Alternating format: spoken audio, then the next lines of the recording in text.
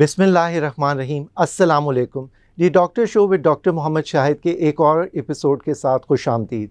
दिल के अमराज में दिन ब दिन पाकिस्तान में और दुनिया भर में इजाफ़ा होता चला जा रहा है और इसकी बहुत सारी वजूहात हैं, जिनमें ब्लड प्रेशर का बढ़ना, कोलेस्ट्रॉल का बढ़ना, शुगर और इसके अलावा मोटापा, स्मोकिंग, अल्कोहल, ये सारी वो चीज़ें हैं जिनसे बचा जा सकता है। और अगर किसी के ख़ानदान में ब्लड प्रेशर या शुगर, कोलेस्ट्रॉल है, उसको तो बहुत एहतियात की ज़रूरत है। रमज़ान बहुत करीब है। ऐसे मरीज़ों को जो कि दिल के मर्ज़ में मुब्तला हैं, ब्लड प्रेशर, शुगर या कोलेस्ट्रॉल का मर्ज़ है, तो ऐसे मरीज़ों को क्या परहेज़ करनी चाहिए, इस बारे में आज हम प्रोग्राम करेंगे। और हमारी मेहमान शख्सियत हैं प्रोफेसर डॉक्टर जावेद अकबर सियाल, जो कि प्रोफेसर ऑफ कार्डियोलॉजी हैं NICVD में और पाकिस्तान कार्डियक सोसाइटी के प्रेसिडेंट भी हैं। तो उनसे आज तफसील से बात करते हैं कि रमज़ान में ऐसे मरीज़ों को क्या एहतियात करनी चाहिए। अस्सलाम वालेकुम। जी वालेकुम सलाम। सर, दिन ब दिन दिल के अमराज में क्यों इजाफ़ा होता चला जा रहा है, स्पेशली पाकिस्तान में? ये बहुत इम्पॉर्टेंट है इस बात को समझना कि हार्ट प्रॉब्लम क्यों ज़्यादा फैलता जा रहा है, या हम यंग एज में भी देख रहे हैं। सबसे पहले कि तो इस मर्ज़ की अवेयरनेस बहुत ज़्यादा हो गई है। अब हमें प्रोग्रामों की तवसत से, टीवी के तवसत से लोगों को अवेयरनेस आ गई कि चेस्ट पेन या कोई भी ऐसी चीज़ आए तो फ़ौरन डॉक्टर से रुजू करें। एक फैक्टर तो ये है। दूसरा ये है कि हमारी लाइफ स्टाइल जो है वो कुछ इस तरह का हो गया है कि हमने खाने पीने में, ये इस पे बहुत बात होती है कि खाने पीने में हमारी डिफरेंट तरीके से, उस तरह से जो बैलेंस डाइट है उसकी कमी, और जंक फूड्स और इनएक्टिविटी, ये बहुत सारे फैक्टर्स हैं जिन्होंने कार्डियक प्रॉब्लम मतलब उसकी वजह से बढ़ गए हैं। और एक चीज़ और इम्पॉर्टेंट, तंबाकू का इस्तेमाल। सही। वो स्मोकिंग, नॉन स्मोकिंग तंबाकू। कराची में रहते हैं, आपको पता है यहाँ मेजॉरिटी लोअर मिडिल क्लास गुटखा यूज़ करते हैं, तंबाकू वाला पान इस्तेमाल करते हैं। स्मोकिंग इटसेल्फ, अब आप यूनिवर्सिटीज़ में जाएंगे तो वहाँ तो स्मोकिंग से भी आगे बात चली गई है। यंग हमारी टीन एज में लड़के लड़कियाँ स्मोकिंग करते हैं। तो ये सारी वजूहात हैं cardiac problem in particular young patients और ओवरऑल सोसाइटी में बहुत ज़्यादा हो। सर, ब्लड प्रेशर और कोलेस्ट्रॉल ये भी हमारी सोसाइटी में बहुत बढ़ रहा है। सो ब्लड प्रेशर की क्या वजूहात हैं बढ़ने की? बेसिकली मतलब हाइपरटेंशन जो है, it's elevated blood pressure. Elevated blood pressure भी उसका भी इनडायरेक्टली इन्हीं चीज़ों से ताल्लुक़ है जो मैंने पहले बताई। आप इनएक्टिविटी है, फिज़िकल इनएक्टिविटी है, खाने में जो बेहतियाती या प्रॉपर बैलेंस डाइट ना लेना, और हमारी स्लीपिंग हैबिट्स जो आजकल ये सेल फ़ोन और डिजिटल टेक्नोलॉजी की वजह से बहुत चेंज हुई हैं। अब इवन गांव में भी आप जाएंगे, वहाँ टावर्स लगे हुए हैं, रात तक 3G 4G 4 बजे तक लोग बैठते हैं और फिर उठते हैं अगले दिन 2 बजे। तो अगर आपकी स्लीपिंग हैबिट्स इस तरह होंगी, ईटिंग हैबिट्स डिस्टर्ब होंगी, और ज़ाहिर है कि मौरूसियत में फैमिलीज़ में भी ये डिज़ीज़ चलती है। तो हाइपरटेंशन इटसेल्फ जो ब्लड प्रेशर यंग एज में अब ज़्यादा ज़ाहिर होने लगा है। सही। और उसकी भी यही वजूहात हैं। और कोलेस्ट्रॉल का सर? कोलेस्ट्रॉल बेसिकली हमारी बॉडी की एक रिक्वायरमेंट है। लोग जितनी कोलेस्ट्रॉल से आम आदमी नफ़रत करता है, बेसिकली वो इतनी बुरी चीज़ है नहीं। तो बेसिकली हम उसको डिसलिपिडीमिया कहते हैं। मीन्स हमारी जो रिक्वायरमेंट है उससे कोलेस्ट्रॉल का बेतहाशा बढ़ जाना, या उसके अलावा जो LDL कोलेस्ट्रॉल होता है, ट्राइग्लिसराइड्स होते हैं, उनमें बेतरतीबी आ जाना। तो इसमें अगर आप डिसलिपिडीमिया कहें तो वो ज़्यादा है। वो तो खैर बहुत ज़्यादा नहीं बढ़ा, लेकिन बहरहाल उसको हमें समझने में भी थोड़ा समझना पड़ेगा, क्योंकि लेमैन जब अपनी रिपोर्ट लेके आता है कि मेरा 210 से 205 है, वो बेसिकली उस तरह से रिफ्लेक्ट नहीं करता, क्योंकि उससे ये हमें पूछना लाजमी है कि वो डायबिटिक है या नहीं है। तो उसमें बाकी कोमॉर्बिड्स हैं तो टारगेट्स डिफरेंट होते हैं। लेकिन अब कोलेस्ट्रॉल को तो कोई टारगेट करता भी नहीं, LDL को टारगेट करता है, या HDL which is good cholesterol. तो और एक बात मैं आपके इस सवाल के तवसत से ज़रूर कहना चाहूँगा कि जितना ڈرے ہوئے ہوتے ہیں ہم ایکسٹرنل کولیسٹرول سے, اس کی کنٹریبیوشن بہت زیادہ نہیں ہوتی. یہ باڈی میں انٹرنل پرابلم ہے جن کا ہائی کولیسٹرول ہوتا ہے. ڈیفینیٹلی دوائیاں چاہیے. اب ہمیں پتہ چل گیا ہے کہ اسٹیٹن کولیسٹرول کم کرنے سے بھی زیادہ کچھ اور کام کرتی ہے جو پیشنٹ کے لیے بہتر ہوتا ہے. لیکن ایکسٹرنل کولیسٹرول جو ہے, جو ہم ریڈ میٹ یا کیا, اس کا کنٹریبیوشن اتنا زیادہ نہیں ہے. کیئر ضرور کرنا چاہیے ان ٹرمس آف کہ بہت زیادہ کیلری آپ انٹیک کر لیں گے اور اس کو استعمال نہیں کریں گے تو ظاہر پرابلم تو ہوگی. لیکن باہر کے کولیسٹرول اتنی خراب چیز نہیں ہے جتنا اسے ریفلیکٹ کیا جاتا ہے. بہرحال اس کا اگر زیادہ ہے تو علاج کرنا چاہیے. تو کیا یہ موروثی بیماری ہے؟ آپ نے بتایا کہ باہر کا اتنا نہیں ہے, باڈی خود ہی بنا رہی ہے, تو کیا یہ جینیٹک فیکٹرز بھی ہیں اس میں؟ جی ہاں, بالکل ایگزیکٹلی صحیح کہا آپ نے. اب اگر اس طرح سے ہم جائیں گے تو یہ تو ہم نارمل کولیسٹرول کی بات کر رہے ہیں جو ہم ہیں. اگر آپ کوئی بھی کارڈک پیشنٹ ہو, ڈائبٹک ہو, تو اس کا LDL 75 سے یا کولیسٹرول 160 سے کم ہونا چاہیے. اگر وہی پیشنٹ ڈائبٹک نہیں ہے تو 200 تک ایکسیپٹیبل ہے. جو آپ نے موروثی کا, اس میں کچھ جین کا ہوتا ہے, ہیٹروزائگس ہوموزائگس, جس میں کولیسٹرول 400 سے زیادہ 500 سے زیادہ چلا جاتا ہے. تو ظاہر ہے اس طرح کے پیشنٹ ہیں ہمارے پاس جن کے ہم انجوپلاسٹی, سرجری, دوائیاں دے دے کے تھک جاتے ہیں, لیکن ڈیزیز اپنے پیس سے بڑھتی رہتی ہے. تو ظاہر ہے ہمارے لیور کولیسٹرول بناتا ہے, اور یہ جو دوائیاں ہم لیتے ہیں وہ بھی اسی انزائم کو ٹارگیٹ کر کے انٹرنل کولیسٹرول بنانا کم کرتی ہیں جب بھی پیشنٹ کو علاج کیا جاتا ہے. آپ کارڈیولوجسٹ ہیں, انٹرونشنسٹ ہیں, تو کتنا مشکل ہے آپ کے لیے؟ کیونکہ آپ دیکھ رہے ہیں احتیاط اگر کریں مریض تو وہ بہتر ہے, کیونکہ انٹرونشن کرنے کے بعد بھی تو احتیاط کرنی ہے. اس کے بارے میں بتائیں سر. ہاں, یہ بہت امپورٹنٹ چیز ہے. مطلب ہم کوئی ملیریا یا TB یا ٹائیفائڈ کا علاج نہیں کر رہے. پرانی جو کہاوتیں ہم نے میڈیکل اسکول سے سنتے آئے ہیں, prevention is better than cure. تو لیکن یہ تو کیور بھی نہیں ہے.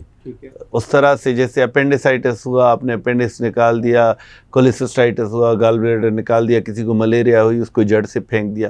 اس میں تو آپ نے ہر طرح سے بیماری کو کنٹرول کرنا ہے اور اسٹارٹ کرنا ہے کہ اب تک مریض پہنچتا کب ہے. میجارٹی آف دا ٹائم ہمارے پاس ہارٹ اٹیک کے بعد مریض پہنچتا ہے, تو ہم اس کو ٹریٹ کرنے کی کوشش کرتے ہیں تاکہ بیماری وہیں پہ رک جائے. پھر آپ انجوپلاسٹی کرتے ہیں, بائی پاس کرتے ہیں, لیکن بیماری کا پیس اپنے حساب سے چلتا رہتا ہے. بٹ میں اپنے مریضوں کو کیا کہتا ہوں کہ اگر بیماری کو ہم یہاں کنٹرول کر پائے تو ایون وی آر سکسیزفل, ہم وہاں پہ کامیاب ہیں, کیونکہ بیماری تو عمر کے ساتھ اپنے پیس سے چلتی رہے گی. تو انجوپلاسٹی, بائی پاس سرجری یا ایون اور جتنے طریقے ہیں وہ جڑ سے اکھاڑ کے نہیں بیماری کو پھینکتے, اور پیشنٹ سرجری کرا کے دوائیاں چھوڑ دیتے ہیں, بھائی اب میں نے بائی پاس کرا لیا, وہ تو اور خطرناک ہے. اگر آپ پریکٹیکلی دیکھیں یا جو ہم نے اپنی 15-20 سالوں کی پریکٹس میں دیکھتے ہیں کہ میڈیسن بہت اچھی چیز ہے. اگر کوئی انجوپلاسٹی یا بائی پاس نہیں کرائے اور میڈیسن اسٹرکٹ کھائے تو اس میں بھی کافی حد تک اس کا مسئلہ حل ہو جاتا ہے. اچھا, تو سر جیسے آپ نے کہا کہ ڈائبٹیز اور کولیسٹرول کا بہت ایسوسیشن ہے, تو ڈائبٹیز کا کیا ہے فیکٹر لپڈس اور دل کے امراض میں؟ مطلب ڈائبٹیز یا شوگر کسی کو ہو جائے تو کولیسٹرول تو کیا, وہ سر سے لے کے پیر تک وہ چینج ہے, ہی از اے ڈفرنٹ پرسن. تو وہ تو بہتر جانتے ہیں آپ مجھ سے کہ آئی سے لے کے فٹ تک ہر چیز انوالو ہو جاتی ہے. ڈسلپیڈیمیا بھی ڈائبٹک میں زیادہ ہوتی ہے, اور ڈائبٹک میں آپ کے کنٹرولز ڈفرنٹ ہوتے ہیں. بیکاز نارمل نان ڈائبٹک مریض کا اگر بلڈ پریشر آپ تھوڑا سا لبرل ہو کے کنٹرول کرتے ہیں, اگر ڈائبٹک کا بھی وہی کریں گے تو ڈائبٹک کی کمپلیکیشن اس بلڈ پریشر پہ بھی ہوں گی. آپ نے اور زیادہ چیزوں کو اسٹرکٹلی کنٹرول کرنا ہے. اور کولیسٹرول میں بھی جب ڈائبٹک پیشنٹ ہوتا ہے اس کا 200 کولیسٹرول وہ ہے جہاں پہ اس کو ہائی رسک پہ وہ ہوگا, تو اس کو دوائیوں سے کنٹرول کرنا ہے. تو diabetes it self can make person totally different and very special, تو اس کا اسپیشل خیال رکھنا ہے. سر اگلے مہینے رمضان آ رہا ہے, اور ایسے مریض جن کو بلڈ پریشر ہے ان کو کیا احتیاط کرنی چاہیے؟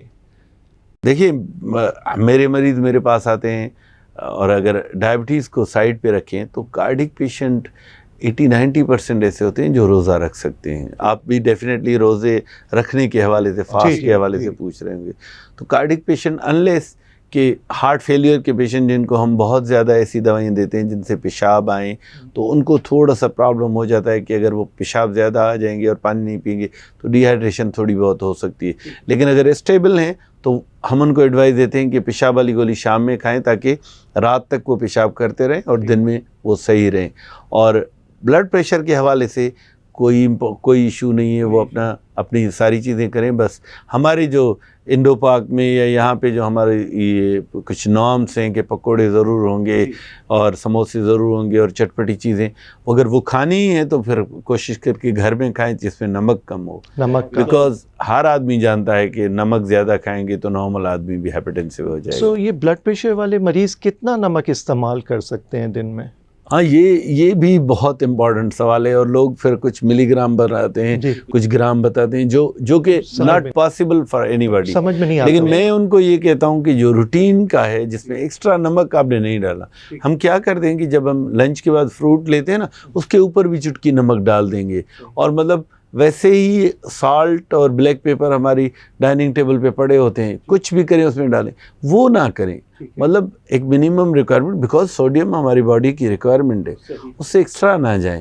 تو آپ کو تو پتہ ہے کتنی مارکیٹ میں چٹپٹی چیزیں ہیں, وہ چلتی ہی اسی وجہ سے ہیں کہ لوگ کھانا چاہتے ہیں اور پھر ہیپاٹائٹس ہو جاتے ہیں. اور رمضان کے لحاظ سے کولیسٹرول والے مریضوں کو کیا احتیاط کرنی چاہیے؟ دیکھیں, اس میں بھی یہ ہے کہ کولیسٹرول جو ہے, جو بیڈ کولیسٹرول ہے, وہ کہاں سے آتا ہے. تو اگر ایک اسٹریٹ فارورڈ چیز کی جائے تو جو بھی آپ کے ڈیریویٹیوز ہیں from animal fat, like red meat آ گیا, اس میں سے جو چربی آتی ہے, آپ کا کریم اینڈ ڈیری پروڈکٹس کیونکہ ملک اینیمل سے آتا ہے, آپ کا ایگ کا جو ہے نا egg yellow of the egg, اور اس طرح کی چیزوں میں بہت زیادہ ہے. اور ڈیری پروڈکٹ میں ویجیٹیبل آئل میں جو چیزیں بنتی ہیں وہ قطعی پرابلم نہیں ہے, انلیس کہ آپ کو اس کو ری ہیٹ نہ کریں, اس کے اپنے پرابلمس ہیں. لیکن ویجیٹیبل آئل جو گھروں میں ہم یوز کرتے ہیں اس میں تلی ہوئی چیزیں وہ کھا سکتے ہیں. سحری پہ یہ جو پھینی اور کھجلا اور یہ جو آئلی چیزیں ہیں اس کے بارے میں بتائیں سر. یہ بیسیکلی یہ بنی ہوتی ہیں گھی میں, بیکاز آئل میں بنے گی تو اس کا ٹیسٹ اتنا اچھا نہیں آئے گا, اور لوگ کو شوقین جو ہوتے ہیں وہ پراٹھا بھی گھی والا کھاتے ہیں, آئل کا نہیں. بہرحال یہ پھر ایک چیز ہے کہ access of every thing is poison. اگر آپ لمیٹڈ مقدار میں یہ چیزیں کھائیں گے تو کوئی بہت زیادہ ایشو نہیں ہے, لیکن جب ایکسیسو جاتے ہیں, آپ نے شیڈیول ہی اپنا یہ رکھا ہے کہ 2 انڈوں کا آملیٹ اور 1 گھی کا پراٹھا کھائیں گے روز, پھر تو ایشو ہوگا. تو آپ اس کو ایک بیلنس چیزیں کریں تو پھر تو صحیح ہے. سر, کسی کو اگر خدا نخواستہ ہارٹ اٹیک ہو جائے, ٹھیک ہے, تو کتنے عرصے کے بعد روزہ رکھنا چاہیے؟ یعنی مہینے بعد, 2 مہینے بعد, کیونکہ کچھ فوراً ایکچولی وہ ایک سوسائٹی کا بھی ایشو ہے. ویسے میں آپ کو سمپل بتاؤں کہ ہارٹ اٹیک جب ہو جاتا ہے یا ایون ہم پرائمری انجیوپلاسٹیز کرتے ہیں یا کچھ کرتے ہیں تو اس میں 2 ویکس ہم کہتے ہیں کہ کوئی ایکسیسو ایگزرشن نہ کرے, وچ انکلوڈنگ ایوری تھنگ, جس میں آپ ایکسیسو پاور لگا لیں.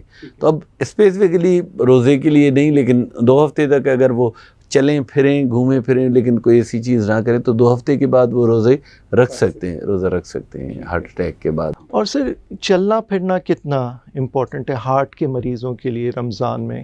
کیا وہ واک کر سکتے ہیں یا تراویح دونوں, کتنا وہ ایکسیسولی کام کر سکتے ہیں؟ ایک تو مطلب جو ایکسرسائز کا جو موڈیول ہے یا جس طرح سے نارمل ہمیں آپ کو سب کو کرنا چاہیے, وہ تو WHO نے کلیئر کٹ بتا دیا ہے, 30 to 40 minutes at least 5 days a week.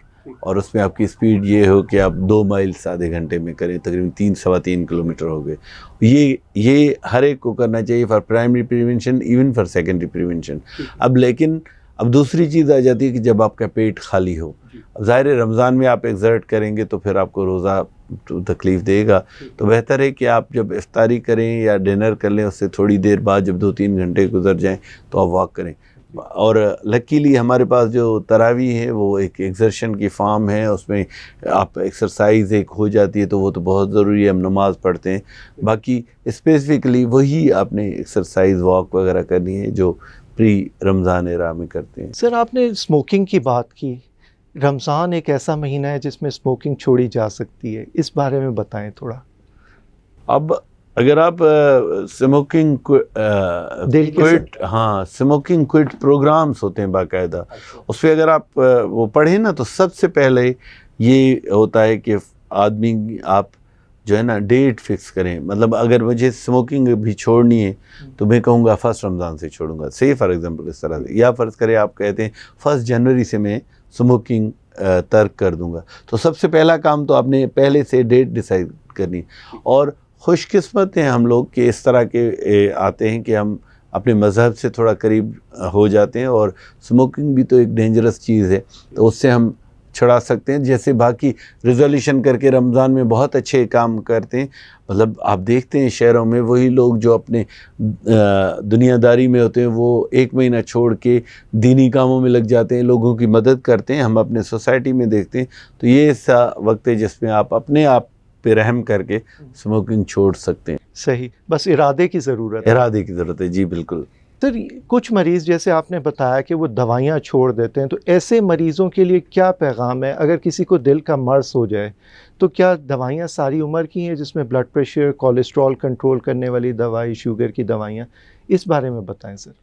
جی مطلب ایک تو ہماری انہیبیشن ہے نا، وہ مطلب کسی کا قصور نہیں. ہمارے آپ کے ساتھ بھی ہوتا ہے جب ہمیں اینٹی بائیوٹک 5 دنوں کے لیے کھانی پڑے تو 4 دن کے بعد یا 3 دن کے بعد کہتے ہیں چھوڑ ہی دو، صحیح ہو گیا. یہ ایک ہیومن سائیکی ہے، کسی کا قصور نہیں.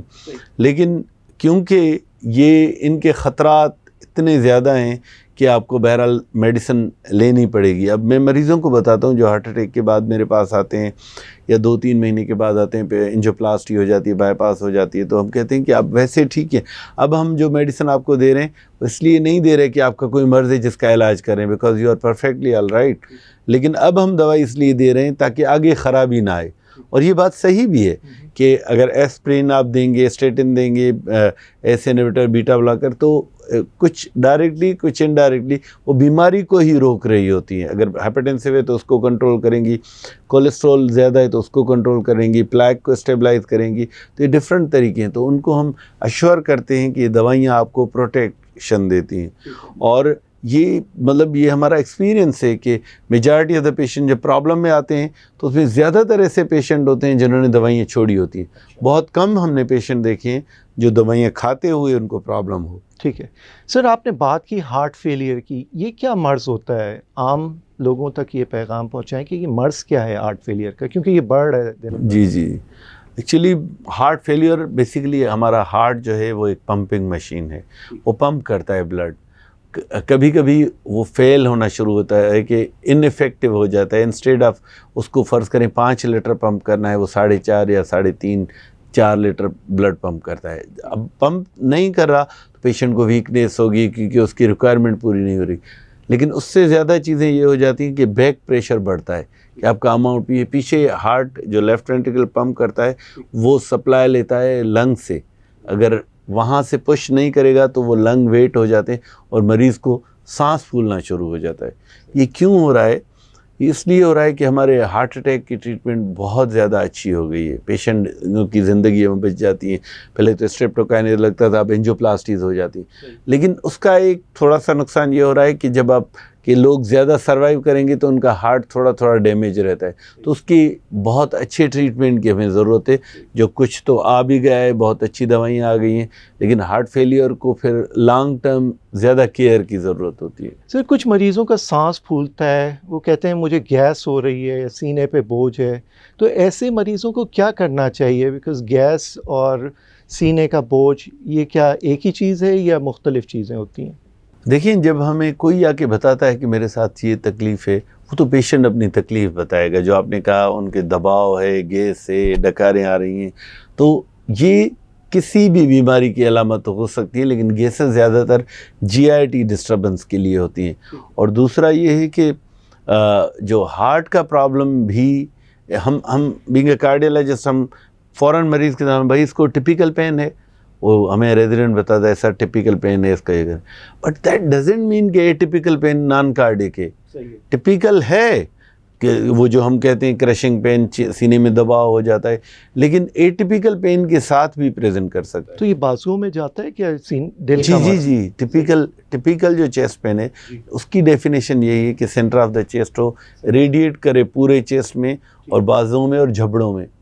یہ اگر کسی کو ہے اور اس کے علاوہ بھلے اس کی سی جی نارمل بھی ہو تو 9/10 جو ہے نا یہ کارڈک پیشنٹ ہوتے ہیں عموماً. کچھ لوگ چلنے پھرنے میں سانس پھولتا ہے ان کا، تو ایسے لوگوں کو کیا کرنا چاہیے؟ اب یہ بھی بہت ہی سبجیکٹیو چیز ہے. مطلب میں سال میں اتنا چلتا ہوں کہ نکل کے گاڑی پہ جاتا ہوں، واش روم جاتا ہوں، اس سے مجھے اگر ایک دن آپ نے 200 میٹر چلائے نا میری سانس پھول جائے گی. یہ ٹوٹلی اسٹیمنا کا مسئلہ ہے. مطلب it has nothing to do with any disease. اور اگر کوئی کارڈک پیشنٹ ہے اس کو سانس پھول سکتا ہے. اس کے علاوہ لنگس کے ایشوز ہیں، اسموکنگ، COPD اس کی وجہ سے، خون کی کمی ہے پھر سانس ہو جاتا ہے. سر ہم دل کے معاملات سے بڑا ڈرتے ہیں. باقی معاملات جیسے لنگس والے ہیں وہ تو کیونکہ دل کا جو اٹیک ہوتا ہے وہ ٹائم نہیں دیتا. اور اس بارے میں بتائیں سر. میں آپ کو بتاؤں یہ ایک کڑوا سچ ہے کہ ایون امریکہ میں جہاں پہ اتنی میڈیکل سائنس نے ترقی کی ہے 3/10 ہاسپٹل تک ہی مریض نہیں پہنچ پاتے. مینس ودن 1 hour ہارٹ پرابلم کا جو مورٹیلٹی ہے وہ 30% ہے. اب 7 جو ہاسپٹل تک بچتے ہیں تو ان کے بعد ان کا علاج یہی شروع ہو جاتا ہے. تو یہ بات آپ کی بالکل صحیح ہے کہ سڈن کارڈک ڈیتھ جو ہے وہ ایک ڈائلیما ہے، ایک چیلنج ہے ہم سب کے لیے.